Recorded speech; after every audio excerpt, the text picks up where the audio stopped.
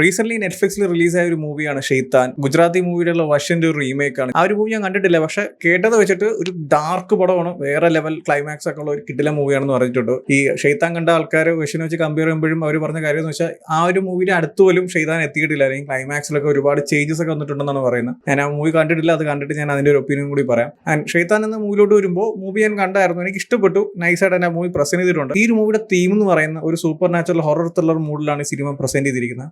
പക്ഷെ എനിക്ക് ഫീൽ ചെയ്തെന്ന് വെച്ചാൽ ഒരു കംപ്ലീറ്റ്ലി ഒരു ത്രില്ലർ മൂവിയിൽ സൂപ്പർ നാച്ചുറൽ ആയിട്ടുള്ള എലമെന്റ്സും ആ ഒരു ബ്ലാക്ക് മാജിക്കും സോ അങ്ങനത്തെ കുറച്ച് കാര്യങ്ങളൊക്കെ മിക്സ് ചെയ്ത ഒരു ഫീലാണ് എനിക്ക് കിട്ടിയത്. കാരണം ഒരു ഹോം ഇൻവേഷൻ ഒക്കെ ഉണ്ടല്ലോ, സോ ആ ഒരു ഇതിലാണ് ഈ ഒരു മൂവിയുടെ കോൺസെപ്റ്റ് മുന്നോട്ട് പോകുന്നത്. ഇതിന്റെ ഒരു സ്റ്റോറി എന്ന് പറയുന്നത് നമ്മൾ അജയ് ദേവ്ഗനും ജ്യോതിയും അവരുടെ ഫാമിലി ഉണ്ട്. അജയ് ദേവൻ എന്ന് പറയുന്നത് CA ആണ്. സോ പുള്ളിക്കാരന്റെ ഹാപ്പി ആയിട്ട് നടക്കുന്ന ഒരു ഫാമിലി. സോ ഒരു വെക്കേഷൻ ടൈമിൽ ഇവരെല്ലാവരും കൂടി ഒരു ഫാം ഹൗസിൽ പോകും. സോ ഈ ഫാം ഹൗസിൽ പോകുന്ന വഴിക്ക് ഒരു ഫുഡ് കഴിക്കാൻ വേണ്ടി ഒരു റെസ്റ്റോറന്റിൽ കയറുമ്പോൾ നമ്മുടെ മാധവന്റെ ക്യാരക്ടർ അവിടെ വെച്ച് കാണുവാണ്. സോ മാധവൻ അവിടെ വെച്ചിട്ട് നമ്മൾ അജയ് ദേവന്റെ മോക്ക് ഒരു ലഡ്ഡു കൊടുക്കും. സോ ആ ലഡ്ഡു പുള്ളിക്കാരി കഴിക്കും. അപ്പൊ പിന്നീട് എന്താണ് നടക്കുന്നത്, അല്ലെങ്കിൽ മാധവൻ എന്തിനാണ് ലഡ്ഡു കൊടുത്തത്, അല്ലെങ്കിൽ എന്താണ് അതിന്റെ ബാക്കിലുള്ള ഒരു ബ്ലാക്ക് മാജിക് ആയിട്ട് റിലേറ്റ് ചെയ്തുള്ള കാര്യം എന്നൊക്കെ സിനിമ മുന്നോട്ട് സംസാരിക്കുന്നുണ്ട്. ആൻഡ് ഈ ഒരു മൂവിയുടെ പ്രസന്റേഷൻ എന്ന് പറയുന്നത് സ്റ്റാർട്ടിംഗ് ഒക്കെ നല്ല കിടില പ്രസന്റേഷൻ ആയിരുന്നു, ഒരു എൻഗേജിങ് ഫീൽ ഉണ്ടായിരുന്നു. നമുക്ക് ആ ഒരു മാധവന്റെ ക്യാരക്ടർ ആയാലും പോലും നമുക്ക് ഇങ്ങനെ ഒരുപാട് സീക്രറ്റ്സ് ഉള്ള ഫീലൊക്കെ കിട്ടും, അല്ലെങ്കിൽ അവ എൻ്റെ പ്രസന്റേഷൻ ആയാലും അടിപൊളിയായിരുന്നു. പക്ഷെ സെക്കൻഡ് ഹാഫ് കഴിഞ്ഞപ്പോൾ ആ ഒരു ഗ്രാഫ് എൻറ്റയർലി ഇങ്ങനെ ഡൗൺ ആയ ഒരു ഫീൽ വന്നു. ആൻഡ് ക്ലൈമാക്സിലോട്ടൊക്കെ വരുമ്പോൾ ഒരു എൻഗേജിങ് എന്നുള്ള ഫീൽ ഇല്ല നമുക്ക്. ഓക്കെ, നമ്മൾ സ്ഥിരം ഒരു ബ്ലാക്ക് മാജിക് മൂവീസിലൊക്കെ കാണുന്ന ഒരു കോൺസെപ്റ്റിൽ എൻഡ് ചെയ്ത പോലെ എനിക്ക് ഫീൽ ചെയ്തു. പക്ഷെ വർഷന്റെ ക്ലൈമാക്സ് ഇങ്ങനെ ആവാൻ ഒരിക്കലും ചാൻസ് ഇല്ല, കാരണം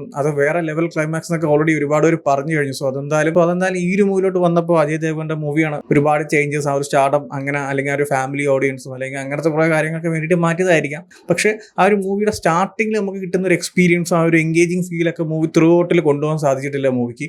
ആൻഡ് ഈ ഒരു മൂവിയിൽ മെയിനിൽ എടുത്തു പറയേണ്ട രണ്ടുപേരുടെ പെർഫോമൻസ് ആണ്. ഒന്ന് മാധവന്റെയും മറ്റൊന്ന് അജയ് ദേവന്റെ മോളായിട്ട് വരുന്ന ജാൻകി ബോഡ്വാള. രണ്ടുപേരും അടിപൊളിയായിട്ടാണ് പെർഫോം ചെയ്തിട്ടുണ്ട്. ഇതിന്റെ ഗുജറാത്തി വെർഷനിലും ജാൻകി ബോഡ്വാല ആയിരുന്നു ഈ ക്യാരക്ടർ ചെയ്തിരുന്നത്. അത് അടിപൊളിയായിട്ട് വേറെ ആരെയും കൊണ്ട് അങ്ങനെ ചെയ്യാൻ പറ്റാത്ത രീതിയിൽ പുള്ളിക്കാരി പെർഫോം ചെയ്ത് വെച്ചിട്ടുണ്ട്. അത് നമുക്ക് ഈ സിനിമ കാണുമ്പോൾ തന്നെ മനസ്സിലാവും. ശരിക്കും പറഞ്ഞാൽ ഈ എൻ്റയർ മൂവിയുടെ കോൺസെപ്റ്റും ആ ഒരു തീമൊക്കെ മാറ്റി നിർത്തിയാലും ഇവരുടെ പെർഫോമൻസ് വേണമെങ്കിൽ നമുക്ക് സിനിമ കാണാം. ആ രീതിയിലാണ് രണ്ടുപേരുടെ പെർഫോമൻസ്. ആൻഡ് മാധവൻ വേറെ ലെവലായിട്ട് ചെയ്തിട്ടുണ്ട്. നമ്മൾ അധികം മാധവന്റെ ഇങ്ങനത്തെ ഒരു ഷെയ്ഡ് കണ്ടിട്ടില്ല. സോ ഓവറോൾ ഈ ഒരു മൂവി എന്ന് പറയുന്ന സ്റ്റാർട്ടിങ്ങിൽ കിട്ടുന്ന ഒരു എൻഗേജിങ്ങും അല്ലെങ്കിൽ സ്റ്റാർട്ടിങ്ങിൽ നമുക്ക് കിട്ടുന്ന ഒരു ഫീലൊന്നും എൻ്റയർ മൂവിയിൽ കൊണ്ടുപോകാൻ സാധിച്ചിട്ടില്ല. ആൻഡ് ആ ഒരു സെക്കൻഡ് ഹാഫ് പോർഷൻസ് ഫുള്ള് നമുക്ക് കണ്ടിരിക്കാൻ തോന്നുവാണെങ്കിൽ അതിന്റെ മെയിൻ ക്രെഡിറ്റ്സ് എന്ന് പറയുന്നത് മാധവനും ജാൻകി ബോഡ്വാലാണ്. കാരണം ഈ രണ്ടുപേരുടെ പെർഫോമൻസും ആ രണ്ടുപേരുടെ ക്യാരക്ടർ പ്രസന്റേഷനും ഒക്കെ ആയിരുന്നു ഈ എൻ്റയർ മൂവിനെ അപ്ലിഫ്റ്റ് ചെയ്ത് കൊണ്ടുപോകുന്നത്. ആ ഒരു മൂവിയുടെ സ്റ്റാർട്ടിങ് നമുക്ക് കുറച്ചു നേരം കിട്ടിയ ഒരു എൻഗേജിങ് ഫീൽ, ആ ഒരു ഗ്രാഫൊക്കെ എൻ്റയർ മൂവിൽ ഉണ്ടായിരുന്നെങ്കിൽ ഇത് വേറെ ലെവലായിട്ട് പോയിരുന്നു. പക്ഷെ ആ ഒരു എൻഡിലോട്ടൊക്കെ വരുമ്പോൾ ആ ഒരു എൻഗേജിങ് ഫീൽ ടോട്ടലി ബ്രേക്ക് ചെയ്തിട്ട് വളരെ സിമ്പിളായിട്ട് നമുക്ക് ഇങ്ങനെ പ്രെഡിക്റ്റ് ചെയ്ത് എടുക്കാൻ പറ്റുന്ന രീതിയിലാണ് ആ ഒരു മൂവി എൻഡ് ചെയ്തിരിക്കുന്നത്. സോ ഓവറോൾ മൂവി നൈസ് ആണ്, ഒരു അടിപൊളി എക്സ്പീരിയൻസ് ആണ് തരുന്നത്. ഇതൊരു കംപ്ലീറ്റ്ലി ഹൊറർ മൂവി എന്ന് പറയാൻ പറ്റത്തില്ല. ഇത് ത്രില്ലർ മൂവിയിൽ ഹൊററും സൂപ്പർ നാച്ചുറലും ബ്ലാക്ക് മാജിക് ആയിട്ടുള്ള കോൺസെപ്റ്റ്സ് ഒക്കെ മിക്സ് ചെയ്ത് വരുന്ന ഒരു മൂവിയാണ്. സോ എന്തായാലും കണ്ടു നോക്കുക.